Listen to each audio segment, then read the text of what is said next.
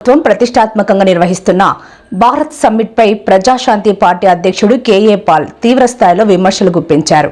పేరుకు భారత్ సమ్మిట్ కానీ ఒక్క భరతుడు రాలేదు అంటూ సదస్సు నిర్వహణ తీరుపై ఆయన పలు ఆరోపణలు చేశారు.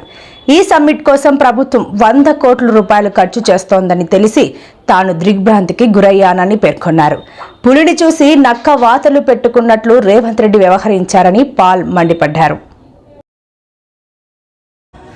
I am shocked for Ravant Reddy's 100 crore Bharat Summit inviting 200 countries, presidents and prime ministers. Not one came, not one billionaire out of 3,000 billionaires. This is Congress Summit or Global Bharat Summit. He took all the proposal from me. Pulini చూసి నక్కలు వాత పెట్టుకున్నట్టు ఉంది ఈ Revanth Reddy summit. Bharat summit, global peace summit. నేను global peace summit పెడతానంటే ఒప్పుకొని బిలియనీర్స్ని, ప్రెసిడెంట్ని, prime మినిస్టర్ని తీసుకొద్దామని ఈ మధ్యన సల్మాన్ ఖుర్షీద్ కూడా నన్ను ఢిల్లీలో హోటల్లో కలిశారు. ఏమైంది? ఒక్క ప్రెసిడెంట్ వచ్చాడా? ఒక్క ప్రైమ్ మినిస్టర్ వచ్చాడా? ఒక్క గ్లోబల్ సెలబ్రిటీ వచ్చాడా? 3,000 మంది బిలియనీర్లో ఒక్క బిలియనీర్ వచ్చాడా? ఒక్క కంపెనీ వచ్చిందా? అంటే వీళ్ళు కాంగ్రెస్ షో చేసుకోవడం.